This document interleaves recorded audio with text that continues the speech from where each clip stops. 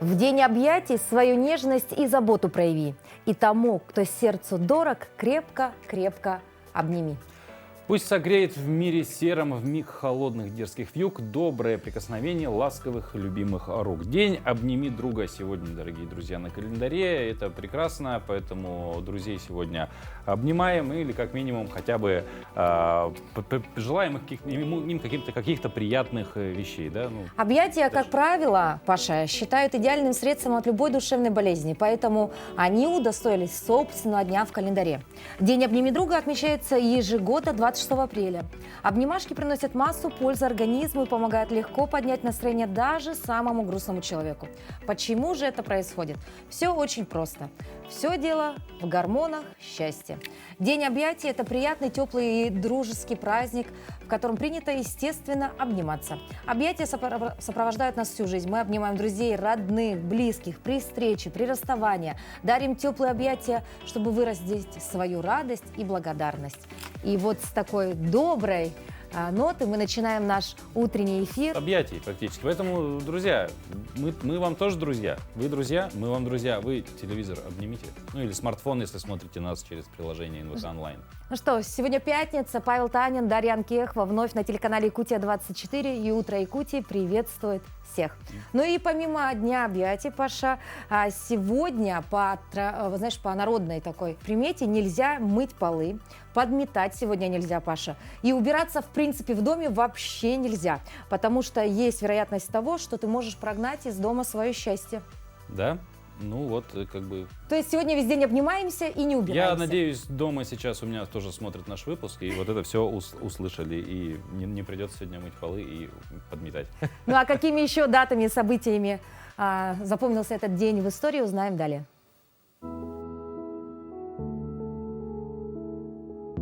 На календаре 26 апреля. Сегодня отмечается День участников ликвидации последствий радиационных аварий и катастроф и памяти жертв этих аварий и катастроф. День нотариата в России. По народному календарю Фомаида – медуница. На Фомаиду люди отправлялись в лес собирать медуницу, которую использовали при заваривании чаев и приготовлении салатов. Также в этот день можно было рвать первые сходы щавеля, которые клали в салат и в щи. Это день в истории. В 1658 году главная башня Московского Кремля переименована в Спасскую. 26 апреля 1792 года считается днем рождения революционного гимна «Марсельеза». В 1986 году в этот день произошла авария на Чернобыльской АЭС. В 1991 году, 26 апреля, в Советском Союзе принят закон о реабилитации репрессированных народов. В 1997 году в России учрежден орден за милосердие и исцеление. В этот день родились Мария Медичи, королева Франции, супруга Генриха IV, мать Людовика XIII, Григорий Данилевский, русский писатель, публицист, Габдулла Тукай, татарский поэт, литературный критик, публицист и переводчик, Владислав Дворжевский, советский актер театра и кино. Также в этот день родились Святослав Бэлза, российский музыковед, литературовед, публицист, телеведущий, народный артист России, и Николай Луганский, российский пианист, педагог, народный артист России. Именины сегодня отмечают Георгий, Дмитрий и Марфа. Ну и, как правило, начинаем мы наш эфир все равно с очень важной информации. Это, конечно, информация о том, что ждет нас за окном, потому что погода последние дни, во всяком случае, в Якутске немножко такая, скажем, обманчивая, потому что вроде бы вот уже май на носу, а вот на работу сегодня мы направлялись, немножко снег шел, всякое бывает. Поэтому давайте узнаем, что же может сегодня ждать нас на улице. В центральных районах температура воздуха на 6 часов утра была на отметке минус 9 градусов. В заречной группе 6-8 градусов ниже 0. В южных районах 8 градусов мороза. В Вилюйской группе 3-7 со знаком минус, в Нижнеленских 10 ниже 0. В западных регионах 5-7 градусов мороза. В Колыме-Нигирской группе улусов до минус 16, в Янских 14-17 ниже 0, на северо-западе минус 14. В Якутске температура воздуха на 6 часов утра была на отметке минус 7 градусов. Атмосферное давление 748 миллиметров ртутного столба. Ветер северо-западный 2 метра в секунду. Сегодня днем слабый снег, ветер северо-западный 5-10 метров в секунду. Температура воздуха ожидается до 0 градусов. А вот стоило мне уже с такой относительно осенней одежды верхней перейти на более легкую, вернулась минусовая температура в столицу республики. Видимо, лето тоже придется проходить в полупуховике, чтобы всем было тепло. Не убирай ничего, вдруг пригодится. Да. Ну и самое время сейчас перейти к новостной сводке. Что же произошло на территории нашей республики и за ее пределами за последние сутки, узнаем сейчас.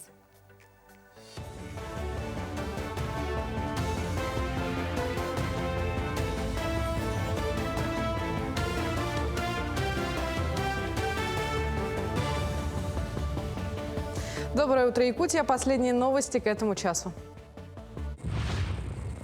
В республике вскрытие рек ожидается в сроки, близкие к нормам и с небольшим отклонением в сторону ранних от 1 до 3 суток. Вскрытие реки Лены в пределах Ленского и Алекминского районов ожидается 6-11 мая. На участке Покровский-Якутск-Кангаласы 14-16 числа, Сангар 18-19 мая, в районе поселка Кюсюр в последних числах месяца. В течение второй декады мая вскроются ото льда реки Алдан, Амга и Вилюй. Ледоход на реках севера и северо-востока Якутии будет наблюдаться в третьей декаде мая, в устьевых участках рек в первой декаде июня. Правительство решило наделить себя правом устанавливать случаи, при которых для строительства реконструкции объекта капитального строительства не требуется подготовка рабочей документации. Изменения предлагается внести в Градостроительный кодекс страны. Законопроект разработан для отказа от разработки рабочей документации при строительстве распределительных газопроводов и газопроводов-водов, не относящихся к категории технически сложных, уникальных и особо опасных. Закон вступит в силу с 1 сентября этого года. Ну а спортивные объекты игр «Дети Азии» проходят проверку на готовность. Члены правительства проверили ход ремонта спортивного комплекса «Дахсун», Центра спортивной подготовки «Триумф», Ледового дворца «Элей-Ботур» и стадионов «Туймада» и «Юность». По итогам проверки, работы, которые были запланированы, в целом подходят к завершению. Многие подрядчики не выбиваются из общего графика. Все ремонтные работы по контракту должны завершить и сдать уже в мае. Напомню, что 8-е международные спортивные игры «Дети Азии» пройдут с 25 июня по 7 июля. Участие примут около 3500 спортсменов из 27 стран. Конечно, объектов у нас много, нюансов тоже много, мелочей в этой подготовке нет. Все моменты очень важные. Во-первых, это лицо нашей республики. Во-вторых, конечно, нам хотелось бы, чтобы во время этого мероприятия молодые спортсмены установили новые рекорды. А для того, чтобы они могли отлично потрудиться, мы должны создать для них все соответствующие условия. Поэтому я надеюсь, что у нас и дальше все это будет идти планово, и коллеги, которые этим занимаются, обеспечат должный контроль. Учитывая, что это самое крупное юношеское спортивное соревнование международное в России в этом году, конечно, для нас, чем больше будет участников, тем это будет лучше и интереснее. С 21 апреля городской парк культуры и отдыха закрыт на ремонт. Доступ на территорию парка будет закрыт до 1 июня. Такого масштабного ремонта столичный парк не видел последние 20 лет. Заказчики и подрядчики спешат завершить работы до первого летнего дня и открыть ворота парка ко Дню защиты детей. Кроме того, у парка большие планы по развитию. Сейчас строится многофункциональный центр, в котором должна заработать аэродинамическая труба. Также в долгосрочной перспективе строительство крытого круглогодичного аквапарка. На сегодняшний день ремонтные работы начались. Уже демонтировано асфальтовое покрытие и бордюрные камни. У нас запланированы работы по замене асфальтового покрытия центральной аллеи, тропиночно-дорожной сети по парку. Также, ремонт входной группы, вот как раз сзади нас. Замене малых архитектурных фигур, скамеек. Также в рамках программы «Светлая столица» подрядными работами Горсвет ведутся, замена опор освещения. Агентство субсидий провело день открытых дверей для жителей Якутска в МФЦ. Специалисты предоставят государственные услуги по вопросам компенсаций. Согласно порядку, компенсация предоставляется только на одно жилое помещение на территории республики по адресу постоянной прописки. Подробную консультацию по услугам агентства жители Якутии могут получить, обратившись по адресам: город Якутск, улица Ярославского, 20 или Федора Попова, 6/1. 3 государственные услуги – это субсидии на оплату жилищно-коммунальных услуг, компенсация расходов на уплату взносов на капитальный ремонт общего имущества в многоквартирном доме отдельным категориям граждан, а также компенсация расходов на оплату жилого помещения и взносов на капитальный ремонт в размере 50% на семью, проживающую с участником специальной военной операции. Ну а сегодня, помимо прочего, отмечается Международный день интеллектуальной собственности. Ну, что это такое, в принципе, мы плюс-минус понимаем, но вот как это запатентовать и как использовать, об этом поговорим с директором Центра интеллектуальной собственности Северо-Восточного федерального университета, кандидатом технических наук, патентным поверенным Афанасием Винокуровым и старшим преподавателем автодорожного факультета Северо-Восточного федерального университета, кандидатом технических наук, председателем Якутской региональной общественной организации Всероссийского общества изобретателей и рационализаторов Евсеем Анисимовым. Доброе утро. Доброе утро. Афанасьевич, давайте коротко поговорим немножечко об интеллектуальной собственности. Вообще, возможно, для кого-то этот термин совершенно новый. Вы правы, да, потому что, когда мы говорим про интеллектуальную собственность, некоторые понимают совсем по-другому. Вообще, это, я считаю, самый такой распространенный, самый такой нужный ресурс, но он невидимый. Потому что вот то, что нас окружает вообще вот в жизни, каждый день, что мы пользуемся какими-то вещами, они когда-то были созданы кем-то. И за ним кто-то стоит. И эти автор, как правило, да. И сегодняшний вот праздник как раз таки это праздник для авторов. День интеллектуальной собственности. То есть, по сути, интеллектуальная собственность — это какая-то юридически задекларированная причастность и авторство какой-то идеи. Да, совершенно верно, потому что человек, как бы было сказано, он все-таки алчное существо. Когда он что-то создает новое, он хочет, чтобы это признали в обществе. Вот он является автором, либо он что-то создает такое техническое новшество, он хочет, чтобы это внедряло в жизнь, но за это он что-то получал взамен. А вообще любую ли идею можно как-то запатентовать? Вообще как приобрести для себя там право владения вот этой интеллектуальной собственностью, идеей? К сожалению, любую идею не получится, но если эта идея, она была как-то воплощена в жизнь, если она отвечает, скажем, там, требованиям сегодняшнего закона, тогда, да, вполне возможно стать изобретателем, получить патент на свои изобретения. Ну, плавно переходим тогда к следующему вопросу. Кто такой изобретатель, Евсей Евсеевич, да? И что вообще такое изобретательность? Изобретатель — это, во-первых, творческий человек, который может предложить новые методы, новые решения, новые технические решения, да, которые... А что такое изобретательность? Это там несколько определений. Да? Это умение, способность решать новые методы. Это навык, да? Это, еще раз повторяется, это творческий человек, творчество, в котором заложено новые технические решения. В основном изобретателями становятся люди технических специальностей. Да? Мы говорим, это инженеры, но несмотря на это, изобретателем может стать любой человек, который имеет вот эти характеристики изобретательности.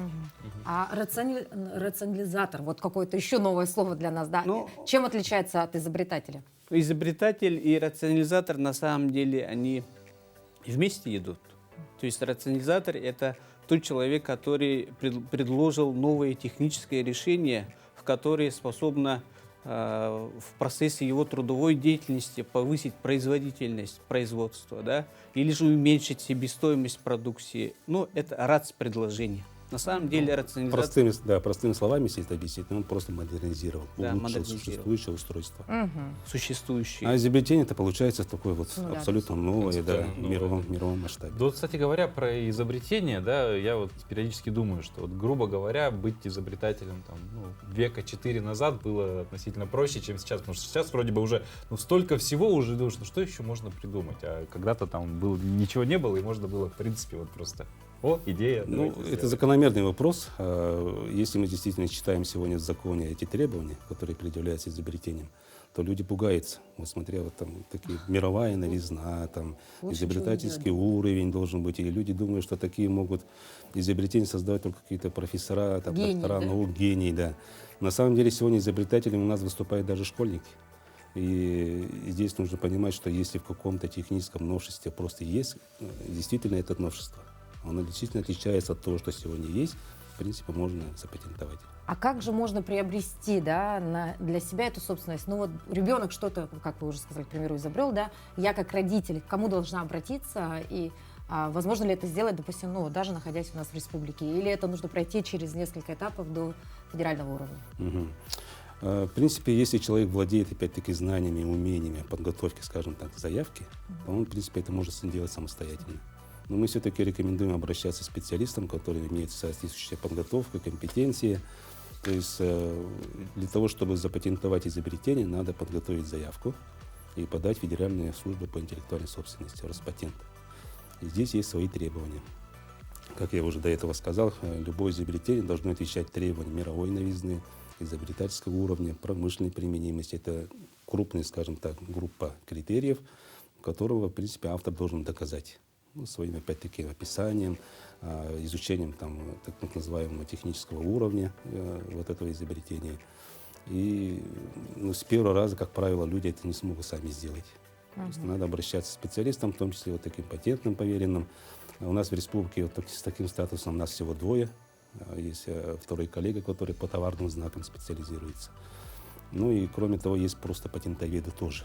Они в организации тоже работают, в научных организациях, как правило. То есть не только сложно придумать что-то новое, но еще и потом задекларировать, это, что это действительно... Надо правильно сформулировать, чтобы доказать новое техническое решение. Если в этом есть, тогда в принципе. Да вот, возвращаясь к самому изобретательству, да, вот общество изобретателей и рационализаторов, что это такое? Потому что я, честно, я много об многих обществах слышал в своей жизни, но об этом впервые, как будто, да, слышу Ну, впервые. Всероссийское общество изобретателей и рационализаторов действительно это организация с давними традициями. Да, вот в прошлом году они отмечали 90 лет по всей России. Да. По всей России на сегодняшний день в рационализаторах вот это общество входит более 66 регионов Российской Федерации, да, и в том числе и очень много организаций, там юридические лица, физические лица. И это общая большая такая организация, в которой мы представляем региональную часть. И вот недавно, вот буквально год назад я стал председателем, да, вот, экс-председатель сидит вот рядом со мной. Да, вот, на самом деле это объединение творческих рационализаторов, потому что рационализаторство в советское время оно сильно было развито. Да? И мы вот со временем все это мы подзабыли. Да? То есть под рационализаторством были конструкторские бюро внутри предприятий, организаций, которые решали действительно техническое решение. А все это затерялось, и действительно сегодня да, в возрождение, и мы, как представители этой организации, должны работать для того, чтобы вот это рационализаторство стало перспективным и востребованным. Спасибо большое, Афанасий Афанасьевич, Евсей Евсеевич. Мы поздравляем вас с вашим профессиональным праздником, да, ну и желаем вам успехов. Много классных изобретений на пользу Спасибо этому миру. Спасибо. Вам спасибо. Возраст не помеха для обучения в какой бы то ни было сфере. И информационные технологии в том числе. В этой связи могу вспомнить замечательные слова Форда. «Любой, кто перестает учиться, стареет. И неважно, сколько ему лет, 20 или 80. Любой, кто продолжает учиться, остается молодым. Самая великая вещь в жизни – это сохранять свой разум молодым». Так, лучшие пользователи современных технологий пенсионного возраста состязались в региональном этапе чемпионата по компьютерному многоборью среди пожилых граждан. С помощью бесплатных курсов ежегодно сотни пенсионеров получают азы обращения с компьютером. И самые продвинутые из них накануне продемонстрировали свои навыки, собственно, чему они научились. Мне надо найти любой портрет Платона Алексеевича Аюнского, сохранить и отправить на адрес электронный. Зоя Еремеева уже 3-й раз участвует в чемпионате, но все равно чувствует легкое волнение. Задание несложное, однако требует предельной концентрации внимания. Ведь для того, чтобы победить, важно не только правильно выполнить задание, но и сделать это за максимально короткое время. А с возрастом, как известно, запомнить информацию, освоить новые навыки труднее, чем молодым. Именно по этой причине многие пожилые боятся всего нового, непонятного, особенно что касается современных технологий. Анатолий Маякунов в обыденной жизни активно пользуется госуслугами, банковскими сервисами, но сегодня решил проверить свои навыки в чемпионате среди таких же, как и он. У меня дома там сейчас работает котел, я через интернет слежу за этим котлом. Как она там горит, там потухла или нет, через видеосвязь слежу. На вот в больницу или куда-то через госуслугу заходишь и все быстро, удобно. Не надо идти вот сидеть за очередью, а там записался и вовремя подойти и все быстро, удобно. Самому старшему участнику чемпионата 78 лет. Несмотря на возраст, все понимают, что без компьютерных технологий жить в современном мире становится все сложнее. Досада какая-то, что ты в общении с другими, у тебя какие-то препятствия. Ну, чтобы этого не было, чтобы я себя более-менее чувствовала в обществе. По мнению организаторов, главная цель соревнований – не просто научить пожилых пользоваться гаджетами, банковскими продуктами и приложениями. Восприятие финансовых инструментов из сложного должно превратиться для них в обыденное. Поэтому и задания чемпионата сугубо практические. Работа сайта, допустим, найти какую-то информацию на сайте, да, сохранение картинок обязательно, допустим, скриншот экрана, допустим, работа в Телеграме, отправить документ по электронной почте и по цифровой грамотности. С заданиями, состоящими из 3 туров, все участники чемпионата успешно справились. Победители будут участвовать во всероссийском этапе. Однако не это главное, считают сами участники и организаторы. Важно, что каждый из них преодолел собственный страх перед новыми технологиями и с уверенностью может сказать, что с компьютером он на «ты», а цифровая среда стала ближе и понятнее. Туяра Филиппова, Джулус Иннокентьев, Якутск. Учиться никогда не поздно, и это не просто слова. Ведь все преграды преодолимы, если у вас есть цель. Без мотивации не видать успеха никому и ни в каком деле. Все это касается, в принципе, и спорта. Хочешь получить результат – начинай делать. Ну, как минимум, просыпайся и начинай утро с зарядки. Доброе утро! Сегодня мы с вами проведем комплекс упражнений на проработку мышц спины и плечевого пояса. Для тренировки нам понадобятся гантели от килограмма до 2, либо можно заменить бутылочками с водой 0,5 литра. Перед выполнением любой тренировки не забывайте проводить суставную разминку. Начнем мы с вами с проработки бицепса. Положение. Руки прижаты к корпусу. Далее вытягиваем точно вниз, гантели развернуты. У нас будет жим точно вверх до самого конца и уводим до самого низа. Вверх и снова до самого низа. Далее мы следим за тем, чтобы у нас не было заломов кисти. Эту позицию мы исключаем. Все четко, плечевой пояс раскрыт, локоть прижат к корпусу. Поехали. 12, 11, 10, 9, 8, 7, 6, 5, 4, 3, 2, 1. И далее мы переходим сразу к следующему упражнению. Уходим в наклон. Спина параллель с полом, локти мягкие, и мы будем делать раскрытие, верхнюю точку до уровня плечевого пояса. Также делаем 12 повторений. 11, 10, 9, 8, 7, 6, 5, 4, 3, 2, 1. И поднимаемся, закончили. И у нас остается крайнее упражнение верхней точки. У нас будет подъем гантель перед собой до уровня плечевого пояса и будем уводить обратно в нижнюю точку. Локоть также остается мягким. Работаем на 12, 12, 11, 10, 9. Исключаем инерцию в корпусе. Подъем только за счет дельт. 5, 4, 3, 2, 1. Каждое упражнение мы выполняем по 12 повторений. Комплекс повторяется в 3 подхода. И не забывайте, что если у вас нет гантель, вы всегда можете заменить их бутылочками с водой. Хорошего дня, до новых встреч! Ну, а самое время после зарядки, все, энергию потратили, зарядились, конечно же, покушать, можно поесть уже наконец-то. И героиня нашего сегодняшнего завтрака – это груша. Груша, как и многие фрукты, обладает огромным количеством полезных свойств, в том числе содержит много полезных микроэлементов и витаминов, но, как и известно, так опять же с многими фруктами, вся соль, весь смак находится в кожуре груши, поэтому если вы ее хотите употреблять, желательно, конечно, кожу тоже съедать, потому что и витамина С, и других микроэлементов, и витаминов в коже в 10 раз больше, чем вот в мякотке. Кроме того, грушу можно вкусно приготовить. Если вы ее собрались готовить, тоже старайтесь сохранять кожуру. А сейчас мы вам покажем, в принципе, как с грушей можно сделать интересный вкусный завтрак. Доброе утро, Якутия! Меня зовут Юлия, я нутрициолог. Мы сегодня с вами приготовим очень простой вариант завтрака, либо перекуса, который можно с собой взять на работу, либо дать ребенку в школу на перекус. Готовится он легко с помощью вот такой вот штучки. Она называется мультипекарь. Если у вас нет мультипекаря, не расстраивайтесь. Можно сделать тоже на сковородке, в принципе, да. Но мы сегодня сделаем мультипекарь, потому что сейчас у многих такое оборудование.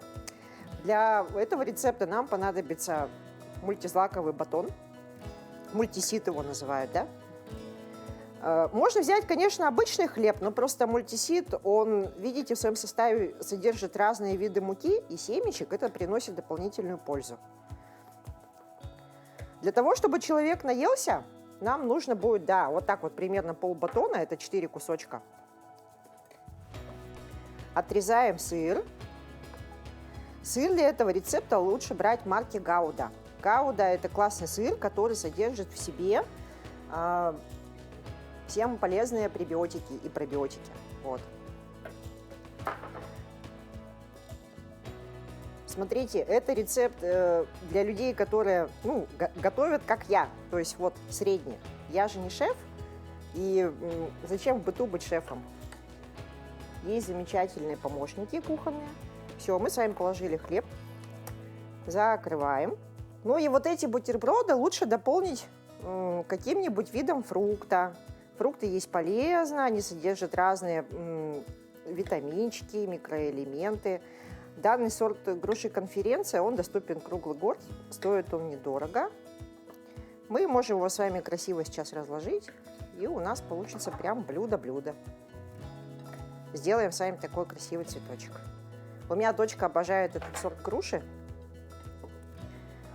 Она сладенькая. Фруктовые сахара полезны тоже человеку.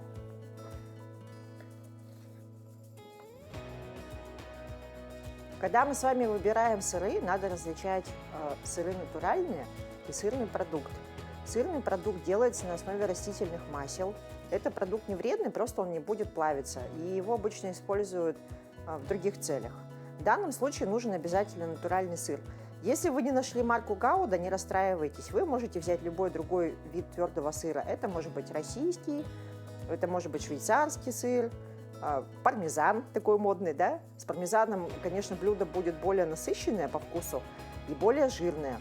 Если вам требуется ограничение по жирам, к примеру, вы хотите немножко похудеть, тогда выбирайте сыры с жирностью не более 45%. Наши бутерброды уже готовы, их осталось выложить на тарелочку.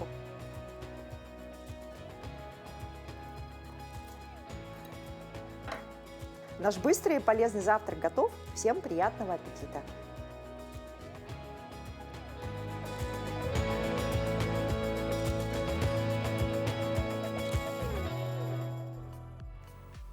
Интересный факт. Оказывается, грушу можно давать и братьям нашим меньшим. Эти фрукты славятся крайне редкими случаями аллергической реакции у собак. Поэтому грушу очень часто дают маленьким щенкам. А также скармливают в сыром виде. Ну, к примеру, можно целиком дать, можно порезать кусочками, можно прям крупной собаке дать целую грушу. И пусть довольствуется, да? Ну, а для кошек, как выясняется, висит груша, нельзя скушать, им давать ее не стоит. И вот к чему мы вообще про животных заговорили, на очереди наша постоянная рубрика. Сегодня расскажем о короле домашних котов. Доброе утро! Сегодня в рубрике «Мой питомец» мы расскажем вам о породе кошек мейн-кун. Мейн-куны достигают своего максимального возраста примерно в 3 и 5 лет. Вес у них может достигать до 10 килограмм, размер в холке 45. Достаточно крупные кошки, порода была выведена для охоты. Сохранилась благодаря тому, что они прекрасно охотились на мелких грызунов. Питаются мейн-куны в разы больше, чем обычные кошки, и 30% рациона должны быть мясные. То есть обязательно нужно давать грудку, сердечки, говядину, любой вид мяса. Порода достаточно активная, любят лазать. Благодаря своему происхождению могут засыпать в различных местах, в различных позах, достаточно необычных. Преимущественно любят высокие поверхности. Очень любят хозяина, но также имеют чувство собственного достоинства. То есть лишний раз его дергать не стоит.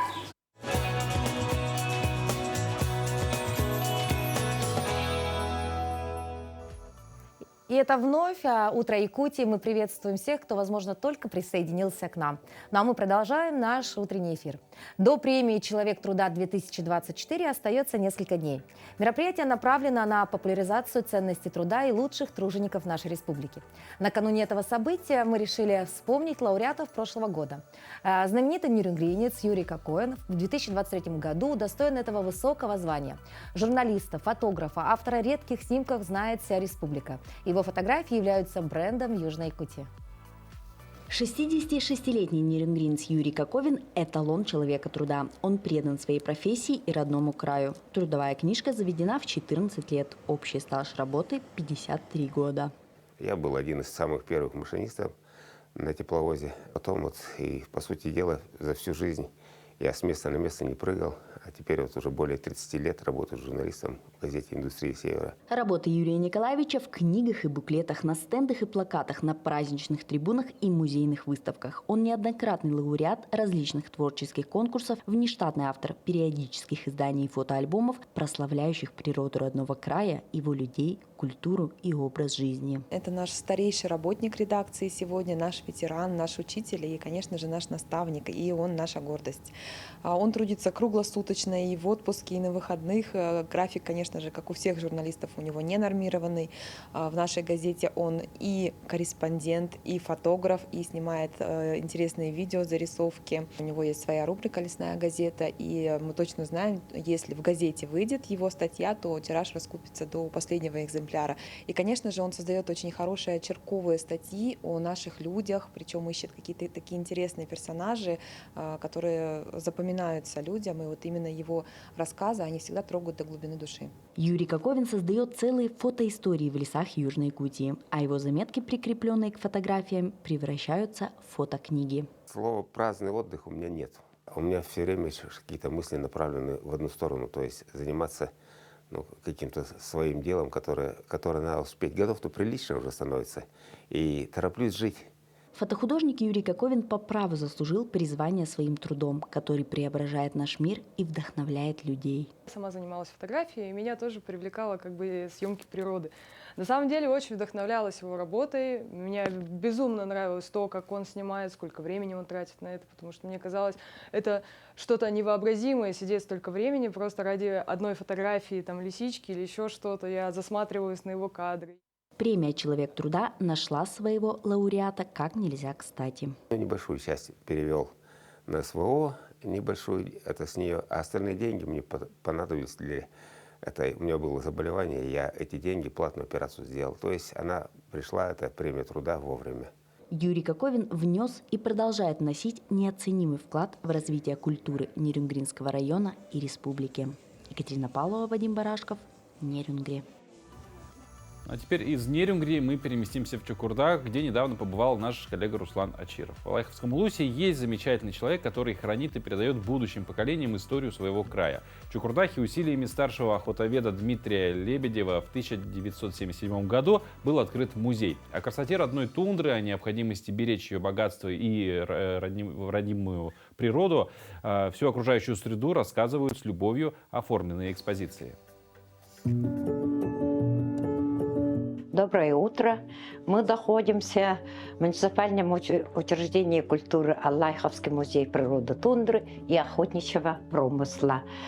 Основатель нашего музея, человек самобытный, самородок, можно сказать. Он,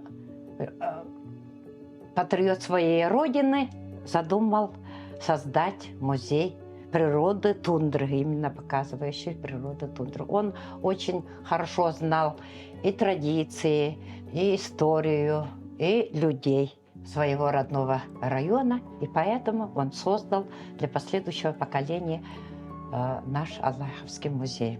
Наш музей открылся 1977 года при первом секретаре Евдокии Николаевне Гороховой в 1977 году. А в 1980-х годах Дмитрий Алексеевич создал еще как бы этнографический комплекс, музей под открытым небом, как жили наши предки, показывающий именно, как жили северные якуты. А до сих пор 2003 года носит музей имя основателя Дмитрия Алексеевича Лебедева. А в последнее время, ну и рядом с отцом, она работала Алена Дмитриевна Лебедева. Сейчас она у нас директор. Работала рядом с отцом как научный сотрудник, биолог, потому что по образованию, раз природа тундры, нужно было, да, биологические знания. С детства видела, как отец трудился, как он создавал вот этот музей. Он сам очень хорошо рисовал. В основном его большинство экспозиций именно как бы созданы его руками. Конечно, я хочу сказать, что когда мы были филиалом Якутского государственного объединенного музея имени Емельяна Ярославского, то помощь методическую оказывали, конечно, Якутский музей. Именно создание диорам — это была помощь. И, конечно, непосредственно Дмитрий Алексеевич вывозил художников в тундру, чтобы показать, насколько, чтобы уже посетитель почувствовал, насколько тундра, она велика, красива, и насколько она ранима. Потому что музей-то создан для чего? Для того, чтобы сохранить нашу природу тундры, которая ранима, и в то же время она красива, чтобы восхищались ею и не вредили ей. И вот как раз наш музей состоит из нескольких разделов, которые посвящены. Первый отдел – это отдел истории, второй отдел – это природы нашей тундры, леса тундры, и также отдел этнографии. И как раз вот мы говорим о тематике охотничий промысел, как раз этнография раскрывает эту тематику.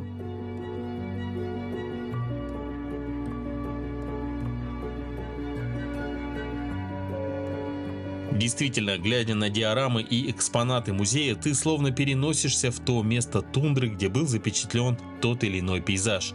Некоторые посетители даже могут назвать, где именно находятся местности, изображенные на диорамах. Настолько реалистично они переданы. У музея также есть виртуальный тур на сайте almuseum.ru, и любой желающий может познакомиться с бытом, культурой и охотничьим промыслом этого прекрасного северного края.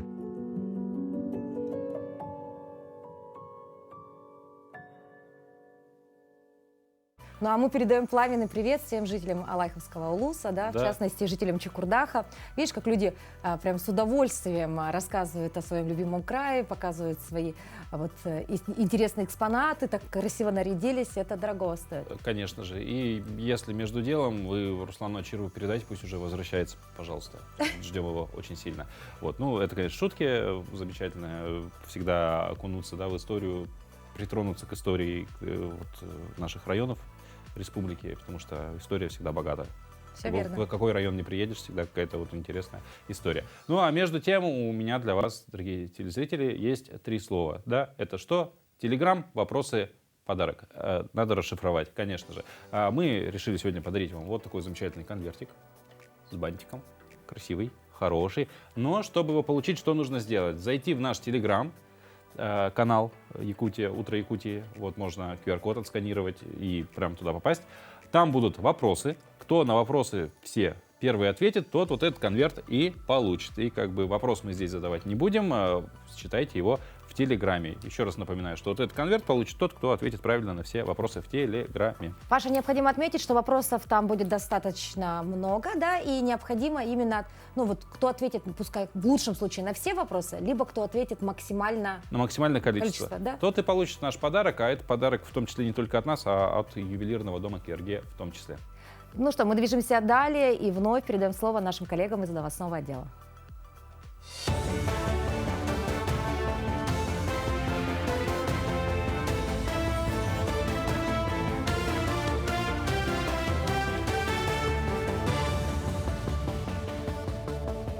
Мы продолжаем освещать самые заметные события. Доброе утро. В Госдуму внесли законопроект о демобилизации многодетных отцов. Изменения внесут в закон о воинской обязанности и военной службе. Согласно законопроекту, порядок увольнения мобилизованных граждан определит правительство. В случае принятия законопроекта это основание для увольнения будет только у тех, кто до объявления частичной мобилизации уже являлся законными представителями 2 и более детей и получил статус многодетной семьи в течение 1 года после объявления частичной мобилизации, в связи с чем не мог реализовать право на отсрочку. Закон вступит в силу через месяц со дня опубликования. Итоги закрытия автозимников и дальнейшие планы по автодорогам обсудили на совещании под председательством Дмитрия Садовникова. На данный момент закрыто 22 автозимника. 4 дороги в арктических улусах продолжают работать, но со снижением грузоподъемности. По 21 региональной дороге уже были заключены договоры на ремонт. Более того, в этом году планируется введение 3 мостов. Обсудили вопросы и по подготовке к прохождению паводка. В места возможного подтопления были завезены все необходимые материалы. Садовников отметил, что с 1 по 31 мая в республике вводится месячник по охране автомобильных дорог, в ходе которого планируется открытие 2 передвижных пунктов измерения массы автомобилей. Сбрасывает проблемы определенные состояния автомобильных дорог, которые у нас есть, где работают недропользователи, в частности Мухтуя. И здесь, конечно, мы должны решать, в том числе с подрядными организациями недропользователей. И такие сегодня поручения даны. Я думаю, что все прониклись. Из нового стандарта медпомощи при острых респираторных вирусных инфекциях исключили антибиотики. Новый стандарт сменяет старый порядок, утвержденный в начале 2013 года. В перечне лекарственных препаратов для медицинского применения, прилагаемому к документу, отсутствуют антибиотики широкого спектра действия – амоксициллин, азитромицин и цефалоспорин. Одновременно с этим расширен список антивирусных препаратов. В него включили Когацел, Теларон, а также средства Набазид и Триазоверин. В рамках подготовки к проведению 8-х международных игр «Дети Азии» план благоустройства Якутска на сегодняшний день утвержден главой республики и председателями организационного комитета. Всего запланировано заключить 125 контрактов по линии окружной администрации. Выполнение по контрактам составило 98%. Определены подрядчики по ремонту фасадов, начаты работы по закупке материалов, очистке старой краски и демонтажу отслоившейся штукатурки. Срок окончания работ – 15 июня. Также проведен выездной осмотр объектов многоквартирных домов, ремонтируемых в рамках капитального ремонта под председательством Дмитрия Садовникова. На этой неделе было организовано совещание по проблемным вопросам, на котором были приняты определенные решения. И дополнительно осуществлены выезды по объектам, где определены визуальный мусор, выданы предписания и ведется работа уже полностью всей комиссии. Якутия стала первым регионом в России, который представил свою порционную программу патриотического воспитания для дошкольных образовательных учреждений. В прошлом году в стране была принята федеральная дошкольная программа, которая регламентирует деятельность детских садов по всей территории России. По этой программе 40% образовательного контента отдается региональному компоненту. Совместно с Академией наук, СВФУ и МГУ была разработана программа для республиканских детских садов «Родничок», которая помогает детям лучше раскрыть особенности региона, национальной культуры и языка. Ключевая идея парциальной программы заключается в том, чтобы мы раскрыли понятие культуры, традиций нашей республики, чтобы каждый воспитанник дошкольного образования мог прежде всего ознакомиться, полюбить свою родину, свой родной наслед, город, улус, район, республику и, конечно же, бережно относился к своим традициям. И еще одной ключевой идеей парциальной программы является всестороннее, гармоничное, творческое развитие ребенка. Эфир телеканала продолжит программа «Утро Якутии». Оставайтесь с нами. Уже по доброй традиции мы продолжаем знакомить вас с участниками второго сезона проекта «Танцуй». Каждое воскресенье мы наблюдаем за яркими выступлениями участников проекта и уже потихоньку близимся к финалу. Всех интересует вопрос, кто же станет победителем проекта и получит главный приз. Но и сегодня у нас в гостях два участника проекта. Это педагог дополнительного образования, художественный руководитель студенческого ансамбля «Аяр САС», Якутского педагогического колледжа Туяра Федорова и сотрудник вычислительного центра «Якутавия», заместитель председателя региональной общественной организации «Отцы-одиночки» Республики Саха-Якутия, руководитель портала «Афиша Якутии» и участник проекта «Танцуй» Алексей Семенов. Доброе утро. Ну, Доброе утро. Забегая вперед, я знаю, кто будет победителем. Победителем будет тот, кто победит. Действительно. Паша. Ну, на самом деле, да, в серьезное русло вернемся. Хочется поговорить об эмоциях от участия, да, в этом проекте. В принципе, мы всегда у участников это спрашиваем, потому что, ну, кто-то, вот зритель, вот он же смотрит, и он понимает, что не просто так это все туда прийти, особенно людям, которые с танцами никак вообще не знакомы, да, и самое, наверное, еще более трудное — это втиснуть вот эти репетиции в свой плотный график, тем более, вот, Алексей, вы и общественной деятельностью занимаетесь, и многодетный отец вы, да, и работа. Как вот ощущение от участия в полной мере, не только от самих эфиров, а вот от подготовки и так далее, уже несколько недель, да, все это идет. Да, доброе утро всем. Благодаря этому проекту я так уже реально вот чувствую, что год у меня очень яркий идет, да, очень такой продуктивный и контрастный. Вот я очень рад, что познакомился с Туярой Федоровой. Она очень многому меня научила, а так вот различные виды танцев, которые нам дают на заданиях, они на самом деле немножко вот сложно переключиться, но они очень большой рост дают. И я при любом исходе событий я знаю, что я об этом не пожалею, что участвовал в проекте. А вообще как-то с танцами раньше связаны были? Да, я 4 года как уже занимаюсь бачатой. Это латиноамериканские танцы, социальные танцы, можно сказать. В школе танцев Петра Борисова Dance Empire. Молодец, сколько все успевает. Посмотри, и детьми заниматься, Ну, и работать, и танцевать. Танец для меня, он дает энергию дополнительную, настроение вообще для души. Здорово как, да? Хорошо, Туяра, вот вы такой опытный человек уже, да, с большим стажем. А насколько тяжело обучать людей вот вообще с нуля? Это реально? Ну, человеку с опытом это не так уж трудно, да, знаешь, подход какой сделать индивидуально, да. Но я работаю 30 лет, 31 год, если точнее. И какая трудность у меня, у самой, да? Я 30 лет на сцену не выходила, мне самой уже приходится учиться заново, да. Мне 51 год. И я вообще хочу сказать, что танцу покорны все возрасты. Поэтому призываю каждого зрителя, телезрителя, девушек, женщин полюбить себя и заниматься танцами, спортом. Я вообще за любой такой движ. Ну, действительно, движение — это энергия, и мне кажется, чем больше дел успеваешь сделать, тем больше времени у тебя появляется. Такой какой-то квантовый парадокс, скажем так. Но у вас уже есть несколько готовых номеров, да? Вот какое выступление вам запомнилось больше всего?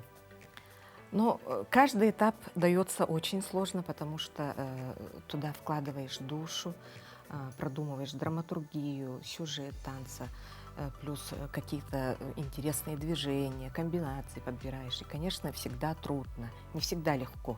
Но вот на прошлом этапе мы чуть-чуть сплоховали, потому что это был этап современные танцы. У меня было 3 варианта, и я почему-то выбрала самый какой-то не очень эффектный, можно сказать, да, и по сложности хореографии, видимо, по теме. Но я думаю, что все равно мы передали энергетику. Да. Алексей, ну вот мы спросили, да, мнение Туяры по поводу того, как это учить человека, а ваше мнение хочется услышать. Насколько строгий наставник Туяры?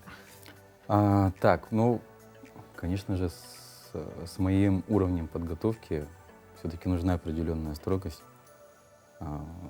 Туяра, я считаю, она как настоящий профессионал и настоящий педагог, она довольно-таки в меру строгий человек, требует от меня то, что нужно. Я из себя выжимаю максимально все силы, все старания. Ну, так вроде бы получается, конечно, с трудом. Если долго заниматься бачата, а до этого я очень долго, с юности, занимался спортом, ударным видом спорта. Потом переключился на танцы, но у меня все в голове, чуть ли не в мозге костей сидит бачата, поэтому очень сложно движение румба или же какие-то свободную пластику. Вот это все освоить сложновато, но я стараюсь, вроде получается. Необходимо отметить, что на протяжении всего проекта вы были, так сказать, в топе, да? Ну и особо, наверное, не напрягались, думая о том, что вот где-то там рядом победа, да? Но, как вы сказали, после последнего выступления вы спустились на ступень ниже, да? Да. Сегодня вы являетесь участниками, которые, возможно, покинут проект, да? Да. Вот как насчет вот этих эмоций, когда вот висишь на волоске? Наоборот, напрягается мозг. Я, например, в воскресенье вообще до 5 утра не спала, и у меня зародилась прекрасная идея новой постановки. Вот у творческих людей так. Приходит, ночью рождаются какие-то идеи, приходят какие-то, да, муза приходит. И сейчас мы готовим очень такой интересный номер. Очень надеемся, что порадуем жюри, своих зрителей, своих поклонников. Да, у нас, оказывается, уже есть свои поклонники. Много пишут, хвалят, восхищаются. Это очень вдохновляет, это очень радует, что мы не просто так на конкурсе, а что-то, какие-то эмоции дарим зрителям. Это прекрасно. Я вот на самом деле был вопрос, мы всем многим задаем в части того, что вот вы там претенденты на вылет, как вы готовитесь к предстоящему выпуску, многие отвечают, что нам главное вот свой танец, который готовим, показать хорошо. Я думал спросить у вас, но вы уже ответили вот с этим, что я до 5 утра не спала, придумала новую постановку, это уже вот прям настрой на победу. Да. Ну что, мы желаем вам удачи, конечно, ну а всем зрителям напоминаем, что в это воскресенье включайте обязательно Якутию-24 и болейте за участников проекта «Танцуй». Это очень зрелищное и яркое шоу, которое действительно достойно внимания зрителя.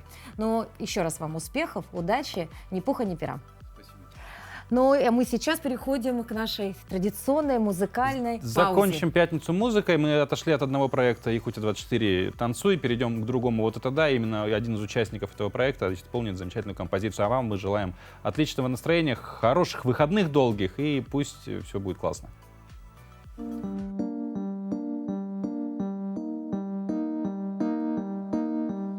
Здесь судьба моя, здесь душа моя, реки и поля, добрых песен грусть. Первый локоть в кровь, первая любовь, в шепоте садов первое забудь. Здесь мои друзья, здесь моя земля, робкая заря и осенний дым. Здесь лаская ночь, спит спокойно дочь, учит первый дождь сына смелым быть. Я смеюсь, я живу, этот воздух добром согрет. Я вижу солнце, свет и сны цветные. Я молюсь, я хочу, чтобы чистым был твой рассвет. Гордая моя Россия, Я смеюсь, я живу, этот воздух добром согрет. Я вижу солнце, свет, весны цветные. Я молюсь, я хочу, чтобы чистым был твой рассвет. Гордая моя, сильная моя Россия.